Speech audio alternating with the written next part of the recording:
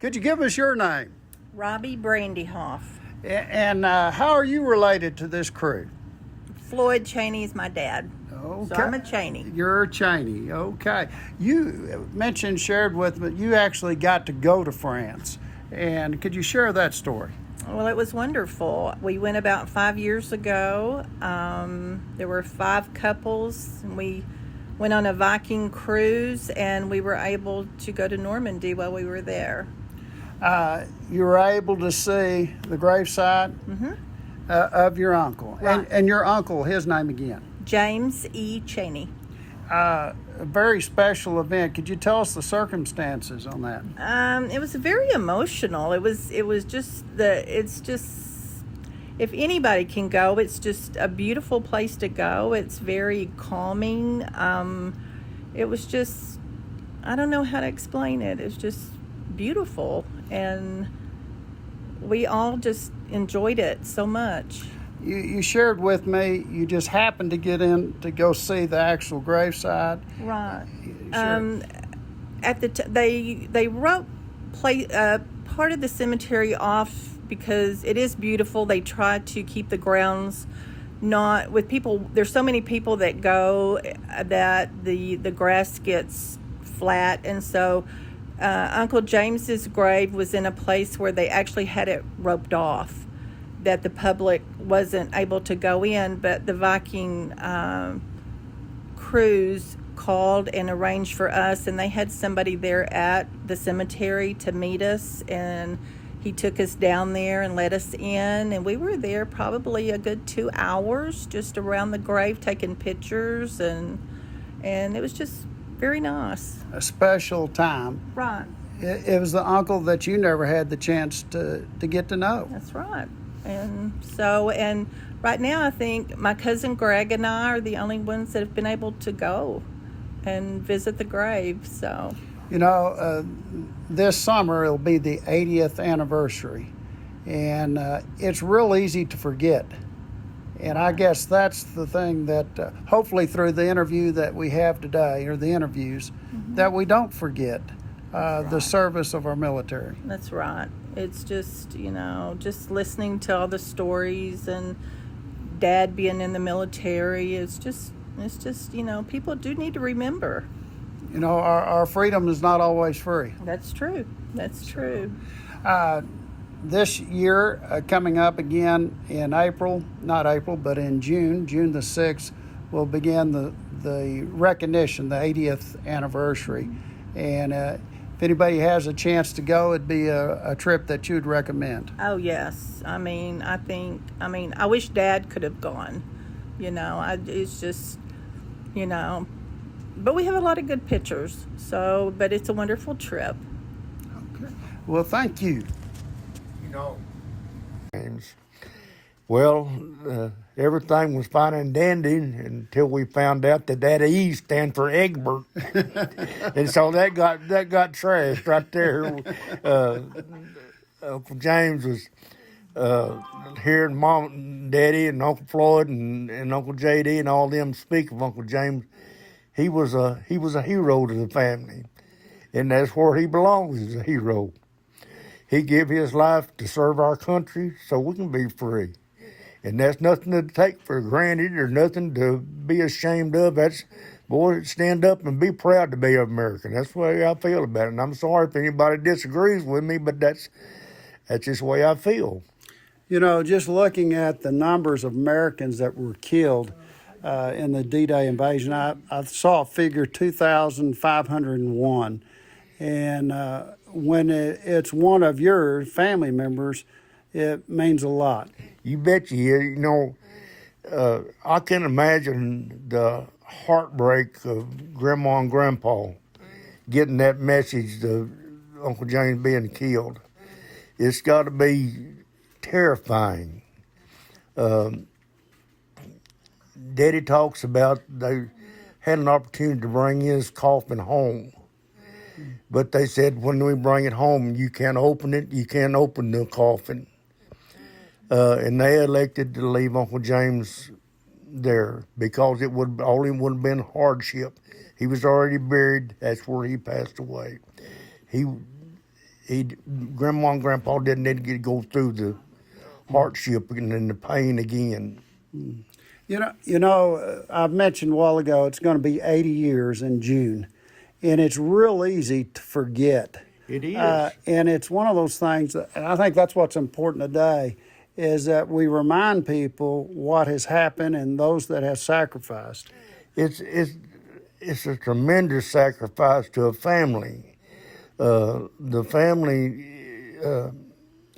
we remember Uncle James thoroughly, though I never met him. But he was a hero to my dad and then my uncle, and he was remembered. I guarantee you, he was fully 100% remembered.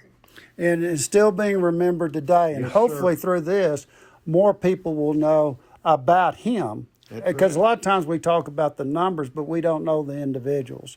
Is that we do not forget those individuals that paid their service. I've got an American flag hanging on my wall in there. It's my other uncle on my mother's side. He served during World War II. He made it through the deal, but this flag come off his coffin. Right. After he passed away, people broke into his house and that flag was laying on the floor. That flag's hanging on my wall right now. It'll stay there. Well, I want to say thank you again for setting this up, and welcome. I hope that more people will learn about your uncle. We're going to have the opportunity to go to France, so we're going to try to stop by and recognize his service while we're over Tell him there. I said I love him. Will do. I'm here for a very special meeting today. Could you give us your name? Floyd Chaney. And could you give us your name? Gilbert Chaney. Gilbert, I had the opportunity to meet you not long ago. And can you tell us, where did you grow up at? All over Texas, I guess. No particular town. My dad moved around quite a bit, so. Grew up throughout the state of Texas, moved around. Yeah, we lived in Colorado, California, New Mexico. I don't know, just about wherever his work was, that's where we went. And how did you end up in Colorado City? How'd you end up here? I really don't know. That's okay. My family moved here. I moved here with them and stayed and married here and still here. You know, we had the opportunity to talk about your brother. You had a brother that served in the military Right. and was killed in the D-Day invasion. What was his name? Gilbert Chaney. And was he older than you? Yes, he was the oldest of the family. And was he in the Army? Yes, he was drafted in the army when the war started. And while he was going through basic training and those kinds of things, did you have a chance to see him? Yeah, it seemed like he came home one time. There was quite a few older than me, and I didn't know too much. Of course, I knew him real well, but just whatever happened. How much older was he than you? Golly, he was, I guess, probably 15 years older. Him, a sister, and another brother before me. There was quite a few. I was just tag along. You had a large family. Yes, we did. Your brother goes off to the service and served in the military during the D-Day invasion. What do you remember about that? I don't remember much of anything, just what I'd hear Mom and Daddy talk about. And what were the things that you remember about your dad and your mom's conversations? I just don't have much to remember. Right. That's okay. Real quick, I'm going to flip over here. Do you remember your brother? You betcha, I sure do. And can you tell us a little bit about him? Well, all I know, he was about 18 years old when he was drafted in service. He went in the service. He went to camp in Abilene Fort for just a short time, and they sent him to Yuma, Arizona, to take his basic training. And then he got a 7-day furlough, and from there he went over to England until the invasion. And during that time, he came back for 7 days, I guess, stayed with family? Yes, when we was he got this furlough in Yuma, and that's when he stayed with the family until he went to camp to go over to England. And how long was he in England, do you recall? I'm going to say about a year, but it might not have been that long, but it was close to it. And probably during that time they were doing a lot of training, preparing for the invasion? Yes, I'm sure he did. Of course, we didn't know a whole lot about it, but he was there for quite some time, and I know the service didn't let you sit around. Right. He goes and serves his country. Pardon? He serves his country over in the D-Day invasion and is Yes. killed. He went in the 6th of June in the invasion and was killed the 23rd of June. And that particular battle took more than just one day. It was several days. Yes, it was. And how long? And we got a telegram that he got hit by shrapnel in the head. That's what the telegram told us. I guess you remember the time that your parents got the news. It was pretty emotional. Oh, it was terrible. Yes. Still emotional today. I mean, that hurt and that pain. The one thing, I guess, though it's 80 years ago, we don't need to forget. That's exactly right. And I'm going to say I appreciate the time y'all are taking to share his story. And we've had some opportunities. Your military service, could you share a little bit about it? Well, I went in 52 and taken basic training in Camp San Luis Obispo, California, and went to Japan for a short time and then to Korea. And I was there from 52 to 54. And saw a lot of things happen there. Yes, I did. And it was pretty bad things. Yeah. Korea can be one of those things is the forgotten war in a lot of cases. Pretty much so. You see a lot of people talk about other wars, but you don't hear much about the Korean War. Right. Going back, I want to mention this.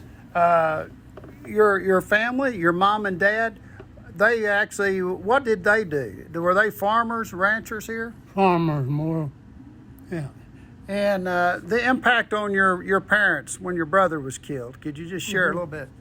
Yeah, and it was upset, of course, and there was said something about having him shipped back but they said in the deal that he wouldn't be allowed to check and see what was in the deal. They just said that, and they wouldn't have him sent back because they couldn't prove that was him.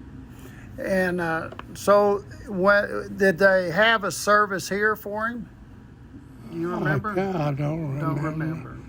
There's so many things happened back in them days. I didn't know. I was just here and didn't know nothing about it anyway. Well, He had to quit school. They probably did. Grandpa was a cripple, right. and when Uncle James got killed, he had to drop out of school in 5th grade and come start to work. Is that right? That's what. You had to quit school and go to work? Yes, I did. Yeah, and what was that, working on the farm? No, I was working on the farm. Daddy was a farmer. Whatever he had to do that day, that's what I done. I learned to drive a tractor and plow or something. I could get on the tractor. It's a little different than today. Yeah, you started to work as soon as you could walk. That's right. Oh, wait. I got to tell you something. You can cut it out if you want to on Gilbert. We were farming I was working one team down in that area, and he was working the other, and I'd look up, and every once in a while, I'd see Gilbert walk around in front of the team, and he'd go back and get behind the plow. And I stopped, and I went up, I said, what's going on? He says, that mule there is throwing his head over on the other, and I can't guide him. And he said, the next time he does that, I'm going to hit him right in the mouth. So I said, okay. And I turned around and I walked around. Directly I seen him walk around. He draws back like that. And just as Gilbert started to punch him, that mule opened his mouth. He put his arm. No, you can cut that out. Oh, that's okay. He just peeled his knuckles back like that. I thought I'd die laughing. We're going to take a break, and we're going to come right back.